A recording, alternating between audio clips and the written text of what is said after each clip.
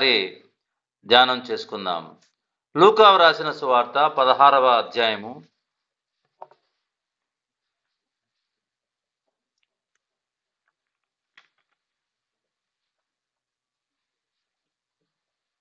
24వ వచనం నుంచి చదువుకుందాం.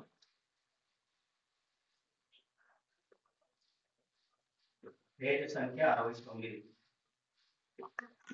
తండ్రివైన అబ్రహామా, నా యందు కనికరపడి తన వ్రేలి కొనను నీళ్ళలో ముంచి నా నాలుకను చల్లార్చుటకు లాజరును పంపుము. నేను ఈ అగ్ని జ్వాలలో యాతన పడుచున్నానని కేకలు వేసి చెప్పెను.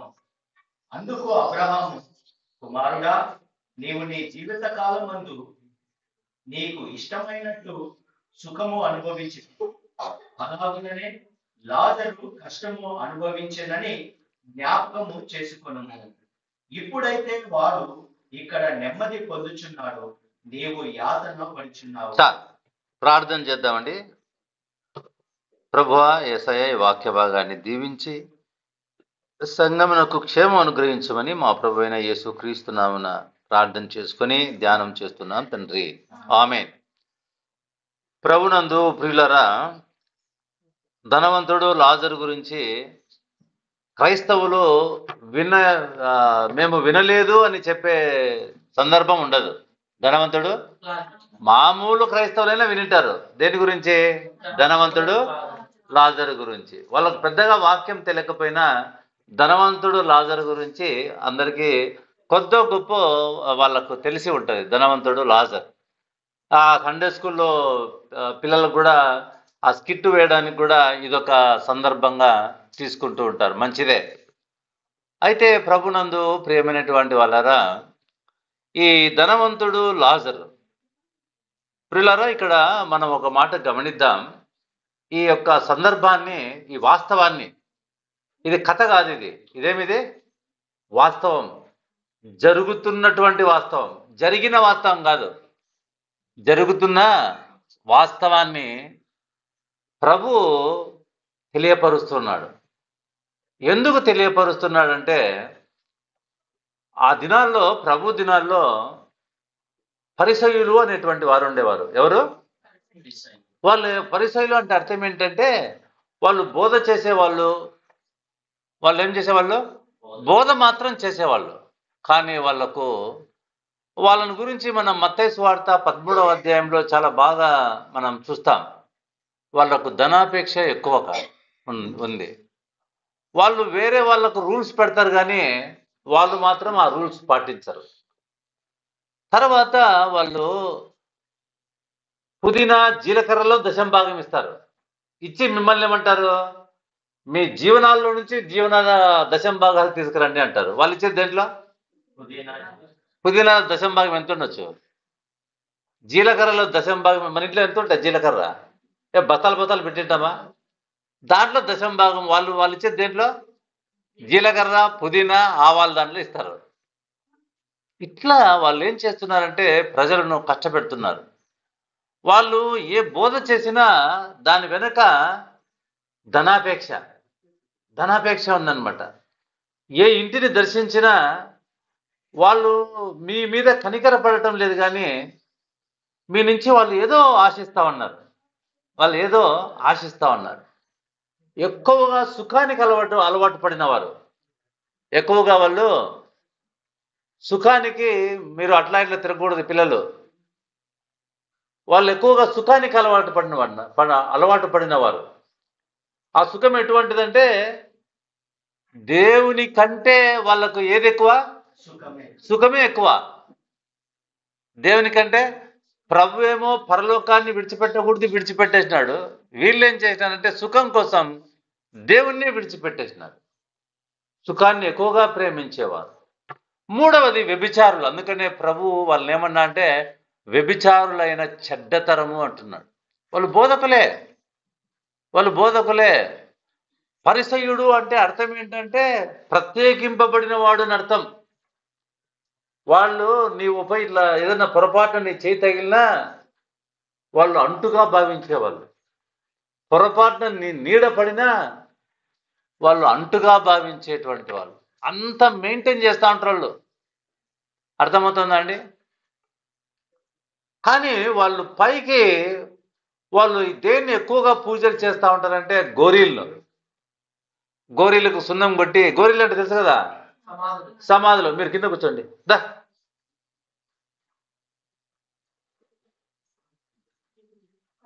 మీరు అల్లరి చేయకూడదు, ఎదురుగా కూర్చొని అల్లరి చేయకూడదు.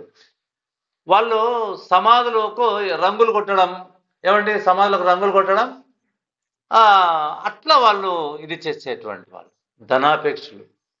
వాళ్ళ కొరకు ప్రభు ఈ సందర్భాన్ని తెలియజేస్తా ఉన్నాడు. అనేక సందర్భాలు తెలియజేస్తున్నాడు. ఇవన్నీ మనం ఆల్రెడీ ధ్యానం చేశాం. అయితే ఈ ధనవంతుడు లాజరు కూడా ఆ ధనాపేక్ష విషయాన్ని, వాళ్ళ సుఖపడే విధానాన్ని గురించి ఇదొక జరుగుతున్న వాస్తవాన్ని, ఏ వాస్తవాన్ని? జరిగిన వాస్తవాన్ని, జరుగుతున్న వాస్తవాన్ని. రైట్.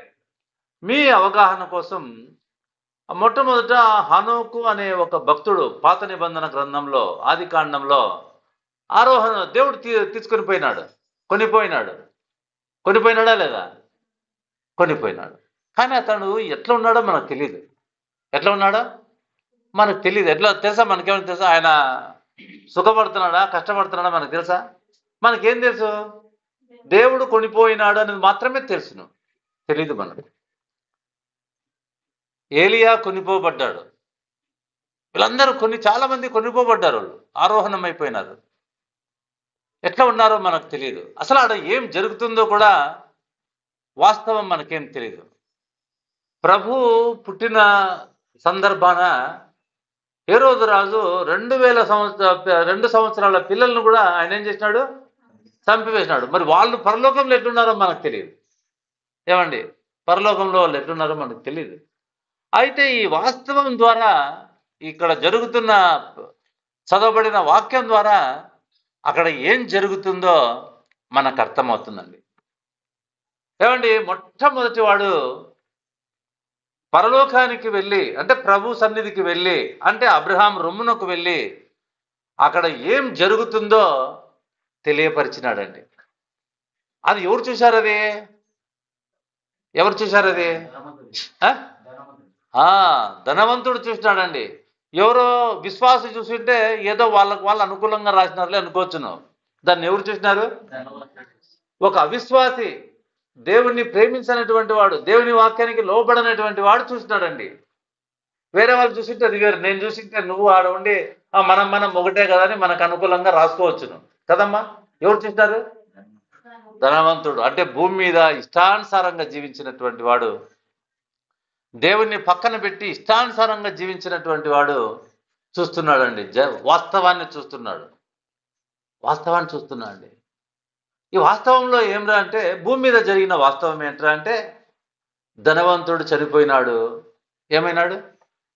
పాతి పెట్టబడినాడు అని రాయబడింది. ధనవంతుడు చనిపోయి పాతి పెట్టబడినాడు. ధనవంతుడు చనిపోయినప్పుడు ఎంత హంగామా ఉంటుంది చెప్పాలా మీరు? ఎవరన్నా హంగామా ఉంటుందా లేదా? లాజరు చనిపోయినాడు. లాజరు చనిపోయి దేవదూతల చేత కొనిపోబడినాడు. ఏమని రాయబడింది? దేవదూతల చేత కొనిపోబడినాడు అనే వాస్తవాన్ని ఇక్కడ లాజరు అబ్రహాము రొమ్మును అనుకోవడం చూస్తున్నాడు. ఎవరు? ధనవంతుడు చూసి ఆశ్చర్యపడుతున్నాడు. ప్రియ సహోదరుడా, ప్రియ సోదరి, ఆ పైన ఏం జరుగుతుంది అన్న వాస్తవాన్ని ప్రభువే లాజరు ద్వారా మనందరికీ అది వాస్తవమో, అది సత్యమో ఎవ్వరూ అనుమానించాల్సినటువంటి అవసరం లేదు. ఏమండి,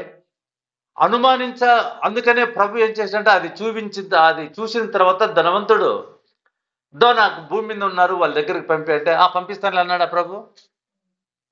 అక్కడ దేవుని సేవకులు ఏం మాటలు మాట్లాడుతున్నారో ఆ మాటలు వింటే చాలు. ఆయన మళ్ళా ఇక్కడికి రావడానికి మేమేమి అక్కడ ఏ కార్యక్రమాలు మేము చెయ్యం. అందుకనే ప్రియులరా, ప్రభు అయిన యేసుక్రీస్తు సువార్తను మనం ఇప్పుడే అంగీకరించి ఆయన నెమ్మదిలో పాలు పంచుకోవాలని సంఘపక్షంగా మీకు మనవి చేస్తూ ఉన్నాం. సరే, మంచిది. ధనవంతుడు ఇక్కడ మనం చదువుకున్నటువంటి విషయంలో 24వ వచనం, తండ్రి అయిన అబ్రహామా నా యందు కనికరపడి తన వేలి కొనను నీళ్ళలో ముంచి. చూడండి, ఆడ కనికరం లేదండి, అక్కడ కనికరపడడానికి అవకాశమే లేదు. అందుకనే ప్రభు ఏం చేస్తున్నా అంటే ఇక్కడే మనల్ని కనికర పడతా ఉన్నాడు. ఇక్కడే నువ్వు ఇంకా తీర్మానం చేసుకునకపోయినా, ఇంకా నీ ప్రవర్తనను మార్చుకొనకపోయినా, నీకు సమయం ఇస్తూ ఆయన ఏం చేస్తున్నాడు? కనికర పడుతున్నాడు. కనికరపడి సమయం ఇస్తున్నాడు. ఈరోజు ఉన్నావు అంటే ఆయన రాకడ కోసం మనము ఎదురు చూసేటువంటి వారుగా ఉండాలని ఆయన ఈరోజు మనలను సజీవుల లెక్కలు లెక్కించినాడండి. ఆడ ఏముండదు. అబ్రహాం ఏమంటున్నాడు? ధనవంతుడు ఏమంటున్నాడు? నా యందు కనికరపడి అని అంటున్నాడు కదా. నా యందు అక్కడ ఏం లేదు, కనికరపడ్డానికి వీళ్ళు. అమ్మా, ప్రభు కనికరాన్ని మనం నిర్లక్ష్యం చేసుకోనకుండా మనం ఉందాం. ఇక్కడే ఆ కనికరాన్ని మనం అనుభవించిన వారుగా ఉంటే వాస్తవానికి మనం ప్రభుతో కూడా ఉంటాం. ఆడ అబ్రహాం రొమ్ము అని రాయబడింది, ప్రభుతో కూడా ఉంటాం. మంచిది. ఇక్కడ మనం కొన్ని విషయాలను గమనించి త్వరలోనే ముగించుకుందాం. మనం జనరల్గా ఏమనుకుంటామంటే ధనవంతుడు పుట్టుకతో ధనవంతుడు, లాజరు పుట్టుకతో దరిద్రుడు అనుకుంటాం. అనుకుంటామా లేదా? అట్లనే అనుకుంటారు చాలామంది. ఆయన పుట్టుకతోనే ఆగర్భ శ్రీమంతుడు, బాగానే ఉన్నాడు. ఈ లాజరు పుట్టుకతోనే చాలా దరిద్రుడు, అడుక్కు తినేవాడని మనం అనుకుంటాం కదా. అందరూ అట్లే అనుకుంటారు. కానీ ప్రభునందు ప్రియులారా, ఇక్కడ రాయబడింది, ఏమని రాయబడిందంటే చదువుకుందాం. 25వ వచనం, అందుకు అబ్రహాము, కుమారుడా, నీవు నీ జీవిత కాలమందు నీకు ఇష్టమైనట్టు సుఖము అనుభవించు. చాలు. కుమారుడా, నీవు నీ జీవిత కాలమందు నీకు ఇష్టమైనట్టు సుఖము అనుభవించితివి. అంటే అర్థం ఏంటి? దేవుని పిల్లలు చెప్పే వాక్యాన్ని వినకోకుండా, తన ప్రవర్తనను మార్చుకోనకుండా ఆయన ఏం చేస్తున్నాడు? సుఖం అనుభవిస్తా ఉన్నాడు. దేవుని నిర్లక్ష్యం చేసి సుఖం అనుభవిస్తా ఉన్నాడు. అందుకని చాలా మంది దేవుని మాటలు వినడానికి ఇష్టపడడం లేదు. ఇప్పుడు ఇంకొక ప్రమాదం ఏంట్రా అంటే ఈ దినాల్లో దేవుని సన్నిధి అని పిలువబడేటువంటి స్థలాల్లో చాలా మంది గుంపు కనపడుతున్నారు. వాళ్ళు సమర్పణ కోసం లేరండి, వాళ్ళు కోరికల కోసం. ఏమండి, సమర్పణ లేదు వాళ్ళలో. ప్రభు మాకు ఇది చేస్తాడేమో అన్న ఆశతోనే వస్తూ ఉన్నారు. చేసిన క్షమాపణను విడిచిపెట్టారు. ఆ ప్రభు నీవు మనం పుట్టక మునుపే మన కొరకు మరణించి తిరిగి లేచి క్షమాపణ అనుగ్రహించి పరలోకాన్ని అనుగ్రహించిన ఆ సత్యాన్ని విడిచిపెట్టేశాం. ఇదిగో ఉద్యోగాల కోసం, ఆరోగ్యాల కోసం, అద్భుతాల కోసం వెంపర్లాడేటువంటి వారు. వీళ్ళు ఏం చేస్తున్నారంటే దేవుని సత్యాన్ని వాళ్ళు ఇష్టపడటం లేదు. దేవుని సత్యాన్ని ఇష్టపడటం లేదు. వాళ్ళకి ఏం కావాలా? నేను దేవుని పిల్లోని, నాకు ఆయన తోడుగా ఉండి అన్ని క్రమాలు జరుగుతూ ఉండాలి. మనం చెప్తా ఉంటాం కొన్నిసార్లు, దేవుడు ఎంత గొప్పవాడంటే మేము ఆడ సువార్తకు పోతిమి, చాలా ఆకలి కొంటిమి, అసలు ఎట్లరా కడుపులో ఇంత కష్టంగా ఉండే. అప్పుడు ఒక ఆమె పిలిచి మాకు అన్నం పెట్టే దేవుడు ఎంత గొప్పవాడు అంటారు. అవునా కదా? ఇటువంటి వాటిని అన్నం పెట్టకపోతే చెప్పండి, అర్థమేమిగా? అన్నం పెట్టకపోతే ఇప్పుడేమో దేవుడు గొప్పవాడు అంటున్నాం, ఒకవేళ అన్నం మనకు అది దొరకపోయింటే చెప్పండి ప్రియులారా. అట్లా కాదండి ప్రియులారా. అట్లయితే దెబ్బలు తిన్న సందర్భాలు ఉన్నాయి, పౌలు, శీలలు, వీళ్ళందరూ కూడా కదా. కాబట్టి ప్రభునందు ప్రియులారా, ఈ ధనవంతుడు తన ఆస్తి సంపాదించుకోవడానికే వాక్యాన్ని నిర్లక్ష్యం చేసి పెట్టేశాడు. మందిరానికి రావటంలే, కూడికలకు రావటంలే, వింటూ ఉన్నాడు. ప్రభు అనేక మార్లు తన హృదయాన్ని కొడుతూ ఉన్నాడు. కానీ వాళ్ళు ఏం చేస్తున్నారు? నాకేం కావాలా? అవి కావాలా? లోకం కావాలా? ప్రభు కావాలా? నీవు ధనాన్ని సిరిని నువ్వు సిరిని దేవుణ్ణి ఒకేసారి ప్రేమించలేదు. ప్రియులారా, మనకున్నది ఒకడే, ఒక మార్గమే. ఈ మార్గంలో ఉన్నావా, ఆ మార్గంలో ఉన్నావా, ఇక వేరే మార్గం లేదు, వేరే మార్గంలో ఉండడానికి అవకాశమే లేదు. అట్లా ధనవంతుడు ఏం చేశాడంటే తను అబద్ధాలు చెప్తూ, ఇప్పుడు ధనవంతుడు ఏం చేయాలా, ధనాన్ని సంపాదించాలంటే మోసం, టక్కర, అబద్ధాలు, అవునా కదా? ఇప్పుడు నిన్ననే యూట్యూబ్లో వస్తుంది, అక్కడెక్కడో పెట్రోల్ బంక్లో సంవత్సరానికి 2 కోట్లు సంపాదించినట్ట. 2 కోట్లు పెట్రోల్ మోసం చేసి. ఇవన్నీ మనం చూస్తాం. ఇవన్నీ ఇట్లా చేసేవాళ్ళు దేన్ని ప్రేమించలేరు? దేవుని దగ్గర ఉండారు. ఇప్పుడు లాజర్ దగ్గరికి వద్దాం. చదువుకుందాం 25వ వచనం. అందుకు అబ్రహాము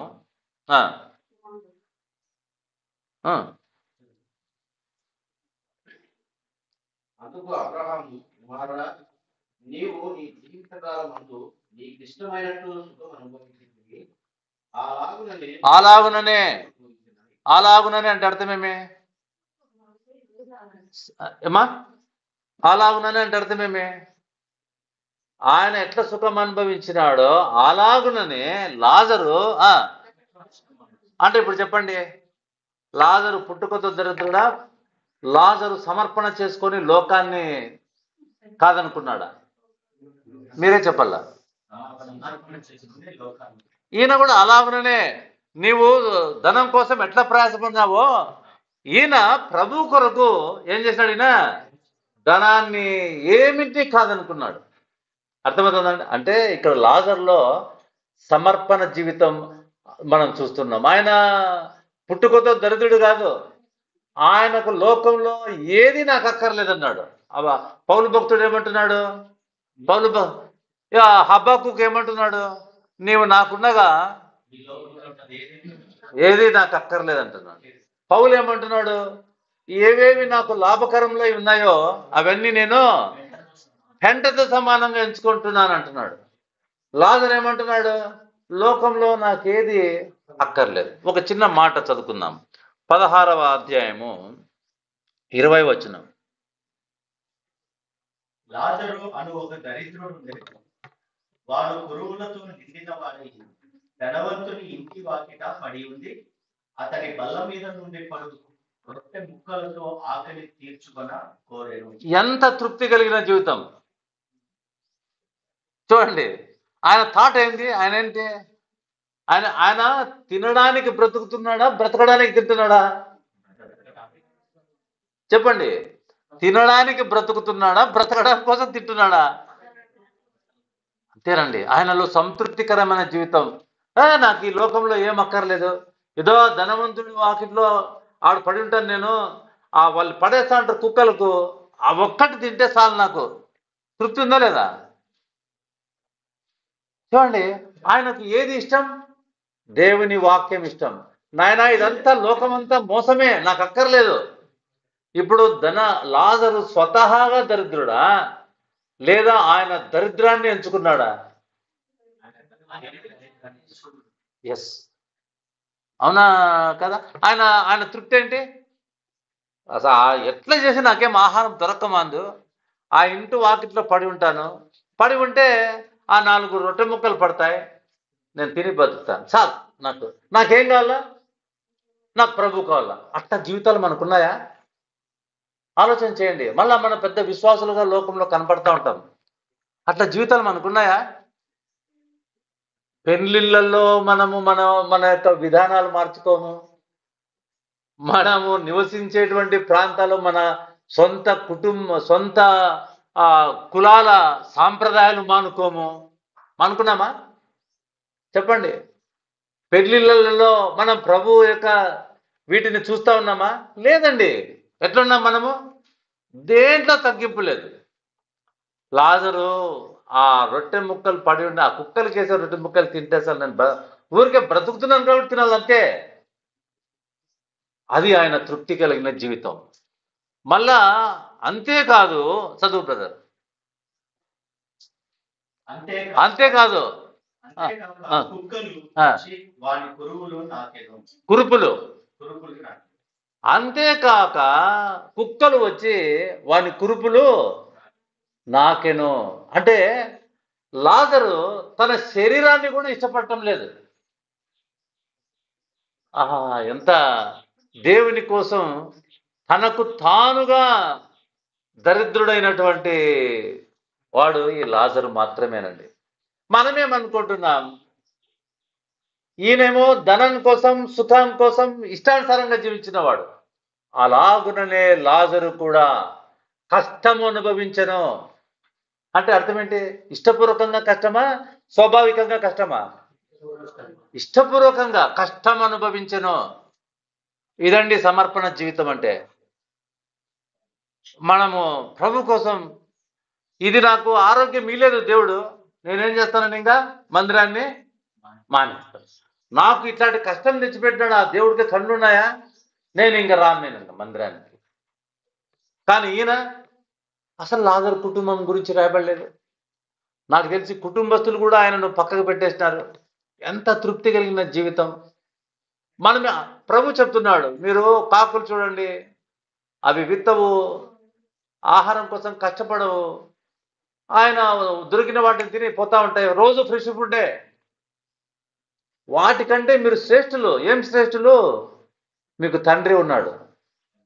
వాటికి మనకు తండ్రి ఉన్నాడు. కానీ మనం ఏం చేస్తున్నాము? అన్నం కోసమే ఈ రోజుటి వరకు ప్రయాసపడుతున్నాం. ఇప్పుడు మనం ధనవంతుల లిస్టులో ఉన్నామా, దరిద్రుల లిస్టులో ఉన్నామా? ధనవంతులు అన్నం కోసం కూడా మనం ఈ రోజుకి కష్టపడుతున్నామంటే ఏమండి, ఏ లిస్టులో ఉన్నాం? ధనవంతుల లిస్టులో ఉన్నావా, దరిద్రుల లిస్టులో ఉన్నావా? దరిద్రుల లిస్టులో ఎట్లా ఉంటాం? దరిద్రుడు నాకు వద్దనుకున్నాడు. నాకు అన్నం కోసం నాకు ఉద్యోగం కావాలనుకున్న వాళ్ళు ఆయన ఆయన ఆయన నీ పట్ల ఉన్న ప్రణాళికను, మన పట్ల ఉన్న ప్రణాళికను మనమే నిర్లక్ష్యం చేసుకుంటున్నామండి. చాలా మంది జీవితంలో వారు ఎంచుకున్న మార్గంలో వాళ్ళు ఉన్నారు కాబట్టి వాళ్ళల్లో నెమ్మది కానీ, సమాధానం కానీ, ఆదరణ కానీ, సంతోషం కానీ చూడం. వాళ్ళ దగ్గర డబ్బు ఉండవచ్చును, వాళ్ళ దగ్గర డబ్బు ఉండవచ్చును, ఇవేమి చూడం. కానీ ప్రభువును అనుసరించిన వారి జీవితాలు ప్రభు చేత నడిపింపబడి వారు పేదలుగా ఉన్నా వాళ్ళు ఎట్లా ఉంటారు? మీరు అటువంటి వారిని చూసినారో లేదో, ఆనందంగా ఉంటారండి. మరి ఎట్లా ఉంటారు వాళ్ళు? ఆనందంగా, రేపటిని గూర్చిన చింత లేనటువంటి వారుగా ఉంటారు. ఎందుకో తెలుసిన? వారి నడక ప్రభు చేతిలో ఉందండి. ఆ ఉద్యోగాల కోసం, పొలాల కోసం, పంటల కోసం ప్రయాసపడే వారి నడక ఎవరి చేతిలో ఉంది?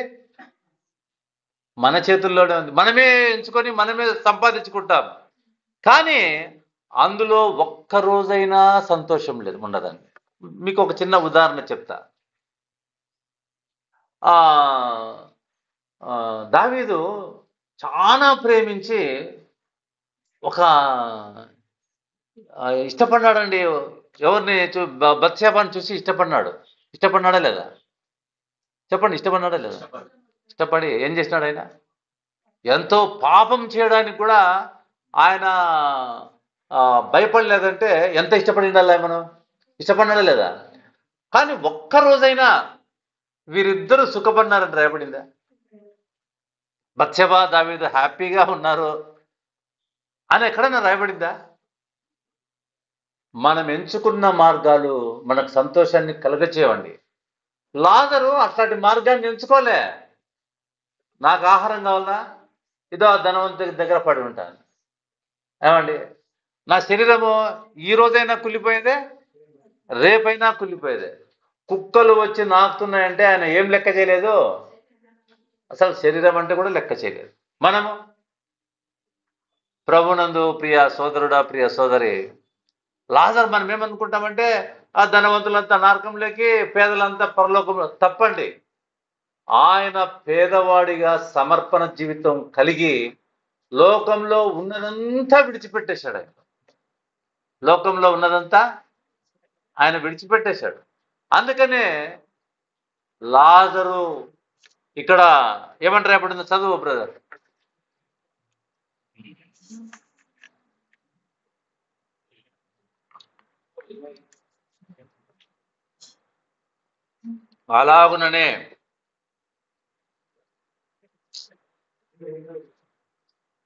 అలాగుననే లాజరు కష్టము అనుభవించనని మీరు ఆడ ఏలు పెట్టుకొని ఉండాలంటే కొంచెం నాకు సహాయకరంగా. 25వ వచనం, అలాగుననే లాజరు కష్టము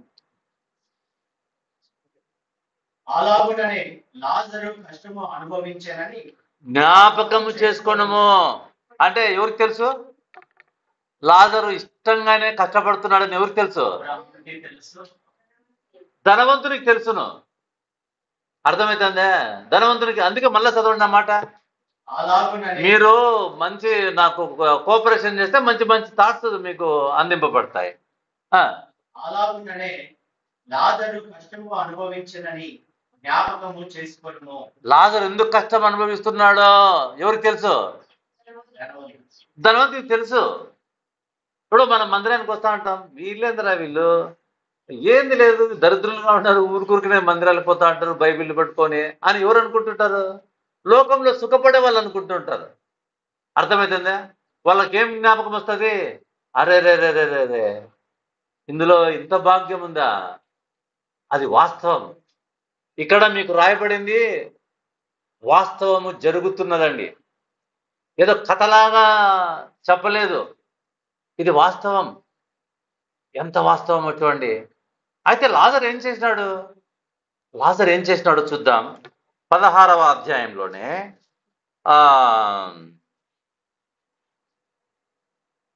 29వ వచనం. అందుకు అబ్రహాము, వారి యొక్క మోషేయు ప్రవక్తలను ఉన్నారు, వారి మాటలు వినవలెనని అతనితో చెప్పగా. చాలు, వారి యొద్ద ఎవరు ఉన్నారంట? ప్రవక్తలను. అంటే లాజరు ఏం చేసినాడు? మాటలు వింటూ ఉన్నాడు. అర్థమవుతుందా? ఈయన ఏం చేస్తున్నాడు? మందిరానికే పోవడం లేదు, మందిరానికే పోవడం లేదు. ఎప్పుడో ఒకసారి వస్తాడు, ఊరికే కూర్చుంటారు. ఏదో పాస్టర్ను సాటిస్ఫై చేయడానికి ఇన్నిసార్లు పిలుస్తాం కదా మనం, రాయా రాయా రాయా అని. పాస్టర్ సాటిస్ఫాక్షన్ కోసం ఒకసారి కనపడతాడు, ఇంకా రారన్నమాట. ఇంకొకటి, మన రిలేషన్స్ పెట్టుకో ఉంటారు, బంధుత్వ సంఘాలు. అక్కడ ఏమి ఎట్లయినా సరే రిలేషన్షిప్ మనకు అవసరం. ఏది అవసరం లేదు? వాక్య సత్యం అవసరం లేదు. చూడ్డానికి సంఘాలే, కానీ మన ఆత్మీయ ఎదుగుదల జరుగుతుందా లేదా అన్న సోయ వాళ్ళకు ఉండదు. ఏ రోజుటికి ఆ రోజు మనం ఎదుగుతూ ఉండాలమ్మా. ఈరోజు నీ జీవితానికి ఈ లాజరుది మంచి ఆదరణ కలిగినటువంటి, నన్ను ఆయన చూస్తూ ఉన్నాడు, నన్ను విడిచిపెట్టాడు. రోమీలకు రాసినటువంటి పత్రిక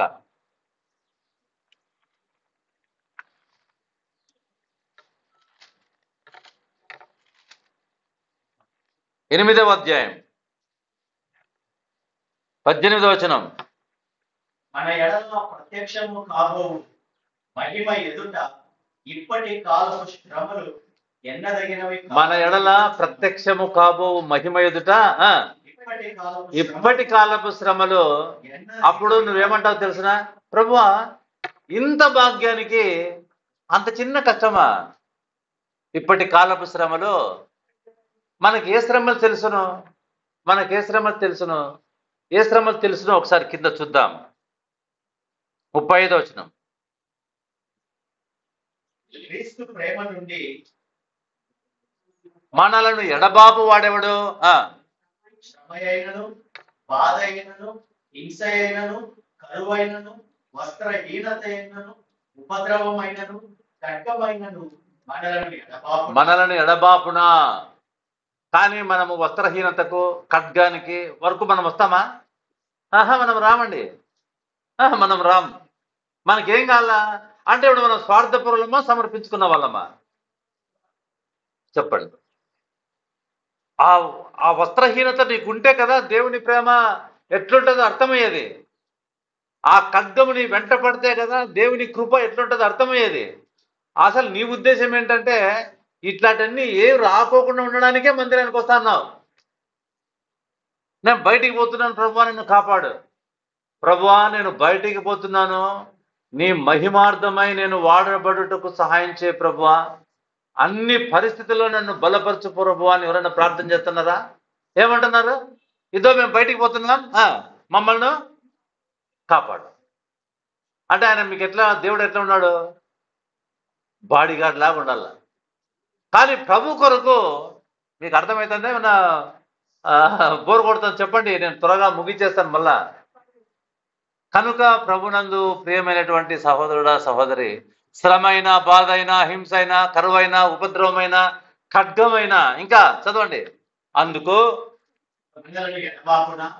ఇందును గూర్చి రాయబడినదేమనగా, నిన్ను బట్టి దినమెల్లా మేము వధింపబడిన వారు, వదకు సిద్ధమైన గొర్రెలమని. నిన్ను బట్టి దినమెల్లా వధింపబడిన అంటే ఒక రోజా లాజరు కూడా అది కోరుకున్నాడండి. మీకు ఇంకా చాలా ఉన్నాయి.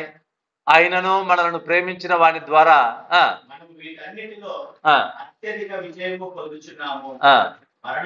మరణమైన, జీవమైన, దేవదూతలైన, చూడండి, మరణమైన, జీవమైన, మరణంలో కూడా ఆయన మనలను ఎడబాపడండి. సరే, ఇట్లాంటి సమర్పణ చేసుకున్న ఒకరి జీవితాన్ని చూద్దాం. ఫస్ట్ ఈ లాజరుకు ఎవరు మోడల్? లాజరుకు ఎవరిని చూసి బలపడింటాడు లాజరు? ఎస్, ప్రభువును చూశాడండి. ప్రభు సమర్పణను చూశాడు ఆయన. ఆ లాజరు అప్పుడు ప్రభు మామూలుగా ఉన్నాడు కదా, ఆయన సమర్పణ ఇంకా కాలేదు కదా అని మీకు అనుమానం రావచ్చు.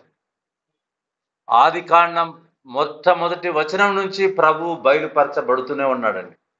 ఆయన మరణము, ఆయన పునరుద్ధానము బయలుపరచబడుతూనే ఉందండి. దానికి ఉదాహరణ హెబ్రీలకు రాసినటువంటి పత్రిక 11వ అధ్యాయము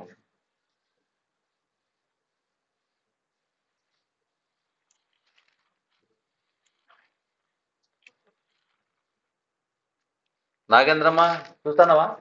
హెబ్రీలకు రాసిన పత్రిక 11వ అధ్యాయము 24వ వచనం. మోషే పెద్దవాడైనప్పుడు విశ్వాసమును బట్టి ఐగుప్తు ధనము కంటే క్రీస్తు విషయమైన నింద గొప్ప భాగ్యమని ఎంచుకొని. చాలు. మోషే కాలంలో క్రీస్తు ఉన్నాడా? శరీరధారిగా ఉన్నాడా? కానీ మోషే ఎవరిని చూస్తున్నాడు? ప్రభువుని చూస్తా ఉన్నాడు. చూస్తున్నాడు కాబట్టే నిందే గొప్ప భాగ్యం. చదువు, త్వరగా ముగిస్తా. నింద గొప్ప భాగ్యమని ఎంచుకొని అల్పకాలము పాప భోగము అనుభవించుట కంటే దేవుని ప్రజలతో శ్రమ అనుభవించుట మేలని ఎంచి ఫరో కుమార్తె యొక్క కుమారుడని అనిపించుకొనుటకు ఒప్పుకొనలేదు. ఇప్పుడు మోషే ధనవంతుడిగా ఉండి ఉండవచ్చును కదా, ఉండవచ్చలేదా? అధికారిగా ఉండి ఉండవచ్చును కదా. కానీ మోషే ఏం చేసినాడు? ఆయన దరిద్రుడుగా ఉండడానికి ఇష్టపడినాడు. తనకు తానుగా సమస్తం విడిచిపెట్టేసినాడు. ఎవరు? ఎందుకు విడిచిపెట్టేసినాడు? ప్రభువును విడిచిపెట్టిన విధానాన్ని బట్టి క్రీస్తు విషయమైన నింద, ఈ లోకంలో ధనం కంటే క్రీస్తు విషయమైన నింద గొప్ప భాగ్యమని. వీళ్ళు దేవుని నమ్ముకున్నారు, లోకం ఏమంటారు తెలిసిన? చెడిపోయినారు, దరిద్రులుగా ఉన్నారు, ఏమీ లేని వాళ్ళుగా ఉన్నారు, ఎప్పుడు ఏడుపులతోనే ఉన్నారు. నింద అయితే అది ఏందంట? గొప్ప భాగ్యమని ఎంచుకొని మోసే ఏం చేసినాడు? నాకు ఐగుప్తి వద్దు, ఐగుప్తు రాజరికం వద్దు, ఆమె కుమారుడు అనిపించుకోవడం వద్దు, దేవుని పిల్లలతో నేను శ్రమ అనుభవిస్తాను. ఇది సమర్పణ జీవితం. ఈ జీవితం నీలో ఉందా? మనలో ఉందా? చెప్పండి. ప్రభు కొరకు ఒక పూట కూడికకు రాలేం మనం. ఒక పూట కూడికకు రావాలంటే ఎన్ని కారణాలు చెప్తారో తెలిసిన? మాకు వాళ్ళు ఉన్నారు, కరెంటు లేదు, ఇక్కడ దారి సరిగా లేదు, ఆడ పాములు ఉంటాయి, ఇంట్లో వాళ్ళు రాలేదు, ఇంట్లో భోజనాలు చేయాలా టయానికి, మీకేమో టయానికి అన్ని కావాలా. ప్రియులారా, ఒక్క పూట మనము సమర్పణ లేని వారుగా ఉన్నామండి. ఇంత వాక్యం, ఈ వాక్యము వింటూ ఉన్న మనలను వాక్యం ఏం కోరుకుంటుంది? ఏం కోరుకుంటుంది? ఆ విని హాయిగా చెవు మృదురంగా విని హ్యాపీగా కొంతకాలం గడిపిన పోదామనుకోని కోరుకుంటుందా? వాక్యం ఏం కోరుకుంటా ఉంది? అందుకేనండి పరిశుద్ధాత్మ దేవుడు నా జ్ఞానంతో నేను మాట్లాడడం లేదండి. ఆయనే తన వాక్యాన్ని మీకు కనుపరుస్తున్నాడు. మీరు కూడా లాజరుల ఈ లోకంలో ఎంత సుఖం అనుభవించినా ధనవంతుడు అక్కడ అగ్ని జ్వాలలో యాతన పడుతున్నాడు. ఇక్కడ పూర్తి తనకు తానుగా ఇష్టపడి దరిద్రం అనుభవించి ఆడ నెమ్మది పొందుతూ ఉన్నాడు. అక్కడ నెమ్మది, నీకు నెమ్మది కావాలంటే యేసుక్రీస్తు మన పాపముల కొరకై చనిపోయి తిరిగి లేచి మన మీద పాపం తీసివేసినాడు. ఆయన వైపు చూస్తూ ఆయన కొరకు మనం ఏం చేయాలంట? ఒకే హెబ్రీయులకు రాసినటువంటి పత్రిక 13వ అధ్యాయం 14వ వచనం, 13వ వచనం. కాబట్టి మనము ఆయన నిందను భరించుచు శిబిరం వెలుపలికి, అంటే అర్థం ఏంటి? అరణ్యంలోనికి వెళ్దాం. లోకంలో సుఖమొద్దు, లోకంలో మోసమొద్దు, లోకంలో కష్టమొద్దు మనకి. మనం బయట కష్టం ప్రభు కొరకు అనుభవిద్దాం. అందుకనే నిలువరమైన పట్టణము లేదు, కానీ ఉండబోతున్న దానికోసం ఎదురు చూస్తున్నాం. తర్వాత 11:35 వచనం చదువుకుందాం. 11వ అధ్యాయం 35వ వచనం.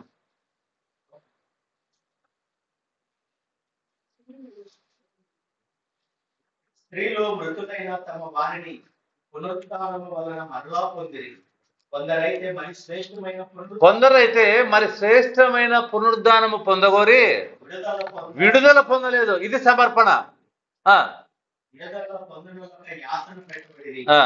మరికొందరు తిరస్కారములను, కొరడా దెబ్బలను, మరి బంధకములను, ఖైదును అనుభవించిరి. కష్టంతోనా? ఇష్టంతోనా? ఇష్టంతో. కష్టమైంటే వాళ్ళు ఎప్పుడో మాకు అసలు యేసుప్రభువే వద్దని పారిపోయిండు వాళ్ళు. ఇష్టంతో ఆ ప్రభువు నిన్ను బలవంత పెడుతూ ఉంటుండగా ఇప్పటికైనా మనం సమర్పణ కోరుకుందాం. ప్రభువా, నిజమేనైనా ఇది ఏది ఉన్నా లోకంలో విడిచిపెట్టాల్సిందే నాయనా, అదే నాకు శాశ్వతం. ఉండబోతున్న దానికోసం ఎదురు చూస్తున్నాను కనుక విడిచిపెట్టి నేను వచ్చేస్తా. నీ మందిరంలో నేను కొనసాగుతా, నీ బిడ్డగా నేను కొనసాగుతా. ఇప్పుడు లాజరు నెమ్మది పొందుతున్నాడు. ఆయన ఏ సమయాన్ని వ్యర్థం చేసుకోలే. ప్రతి కూడికకు హాజరైనాడు. ఆయన ప్రతి వాక్యాన్ని అనుసరించి ఆయన నడుచుకున్నాడు. అందుకని ఆయన ఏం చేస్తున్నాడు? రొమ్మున ఆనుకొని.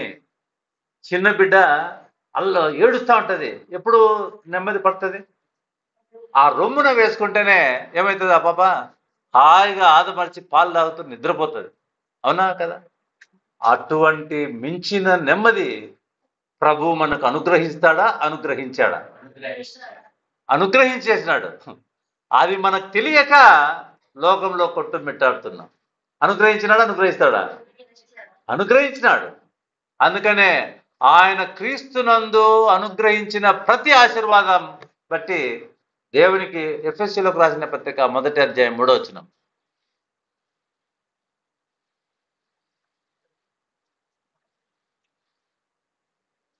మన ప్రభువైన యేసుక్రీస్తు యొక్క తండ్రి యొక్క దేవుడు స్తుతింపబడునుగాక.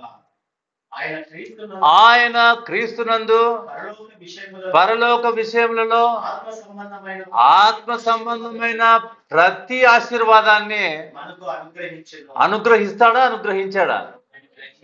ఇంకా మనం ఇంకెంత భాగ్యకరమైన జీవితం జీవించాలా చెప్పండి. ప్రభువా, ఒక్క నిమిషము నీ వాక్యం నాకు లేట్ అయితే, మేత లేట్ అయితే పశువులు మెత్తబడిపోతాయి, అన్నం లేట్ అయితే మనము సొమ్మసిల్లిపోతాం.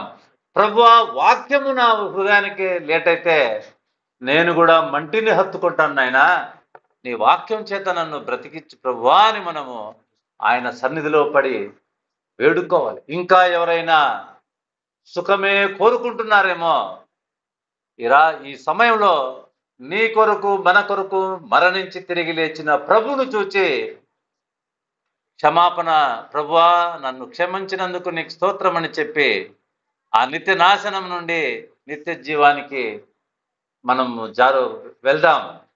ప్రభు కొరకు సమర్పణ జీవితాన్ని మనం జీవిద్దాం. దేవుడి మాటలు మన కొరకై దీవించునుగా. ప్రార్థన చేసుకుందామండి. మన సహోదరుడు పీటర్ వచ్చి ప్రార్థన చేసి ముగిస్తాడు.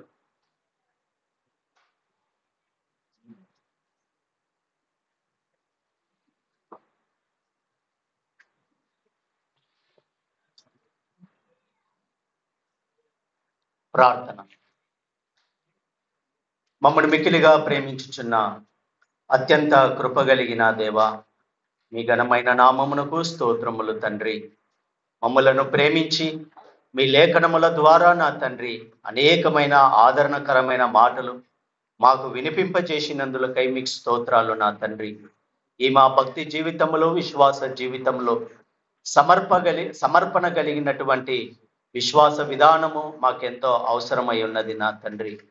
ఆ విధముగా మీరు లేఖనముల యందు నా తండ్రి ధనవంతుడను లాజరును మీరు మాకు కనపరిచినందులకై మీకు స్తోత్రాలు నా తండ్రి. ధనవంతుడైతే నా తండ్రి నిత్యము సుఖపడుచు తనకు ఇష్టం వచ్చినట్లుగా జీవించినట్లుగా మేము చూస్తూ ఉన్నాం. అదే విధముగా లాజరు కూడా నా తండ్రి సుఖం అనుభవించుటకు అవకాశం ఉన్నను నా తండ్రి. అతనికి ఇష్టం వచ్చినట్లుగా జీవించడానికి అనుకూలం ఉన్నను నా తండ్రి. అతడు శ్రమ పడుటనే కోరుకున్నట్లుగా ఇష్టపడినట్లుగా మేము చూస్తూ ఉన్నాం నా తండ్రి. అతడు ఆకలి కోరెను నా తండ్రి. నిజమే నా ప్రభా, అతడు కలుగబోవు ఉన్నతమైన బహుమానము నిమిత్తమై పరలోకమందు కలుగబోయే నెమ్మది కొరకై నా తండ్రి లోకంలో ఉన్న దాని అంతటినీ నా తండ్రి పెంటతో సమానముగా ఎంచుకున్నట్లుగా మేము చూస్తూ ఉన్నాం.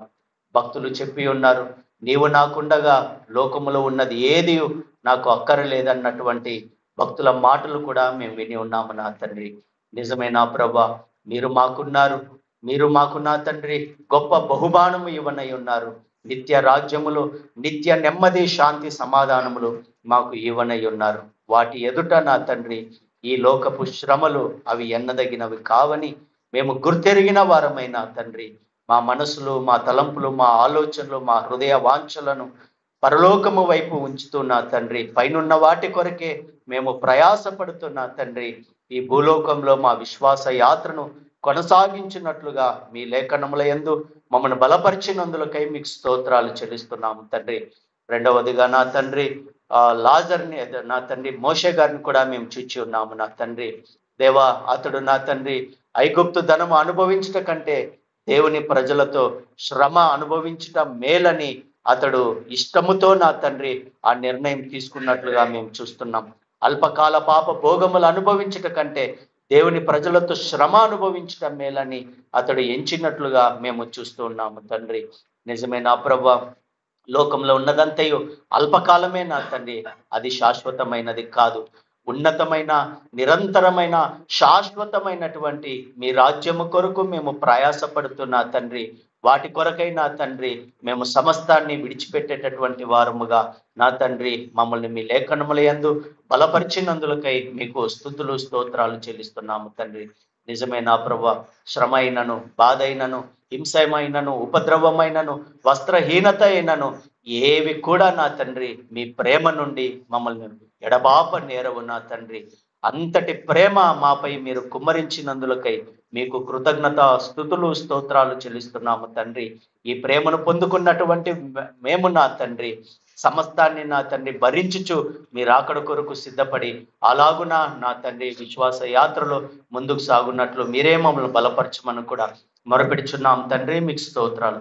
చేరి వచ్చిన బిడ్డలందరినీ బట్టి మీకు స్తోత్రాలు నా తండ్రి. బిడ్డలందరికీ వినిపింపజేసిన శ్రేష్టమైన లేఖన భాగములను బట్టి మీకు స్తోత్రాలు. విన్న వాక్యాలను వారి హృదయములలో మీరు ఫలింపజేసి నూరంతులుగా ఫలింపజేసి నా తండ్రి బహుగా ఫలించినట్లు మీరే దయచూపమని కూడా మొరపెడుచున్నాం తండ్రి.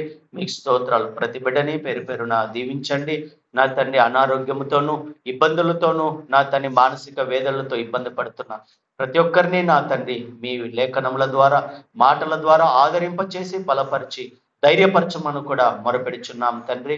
మీకు స్తోత్రాలు ప్రభా. డైసీ కూడా అనారోగ్యంతో ఉండగా బిడ్డని మీరు తాకండి, బలపరచండి, ఆరోగ్యంను మీరు దయచేయండి. ఇంకా అనారోగ్యంతో ఉన్న ప్రతి ఒక్కరు మీరు జ్ఞాపకం చేసుకోనండి. వారంలో జరగబోయే కుడికలను కూడా మీరు దీవించమని ప్రార్థన చేస్తూ మరొకసారి మమ్మల్ని అందరినీ బలిష్టమైన మీ పాద సన్నిధికి సమర్పణ చేయొచ్చు. స్తుతి, మహిమ, ఘనత, ప్రభావములను నిరంతరము మీకే ఆరోపిస్తూ యేసుక్రీస్తు పరిశుద్ధమైన నామమున ప్రార్థించి స్తుతించి వేడుకొనుచున్నాము పరమ తండ్రి. అందరికీ వందనాలండి. అందరికీ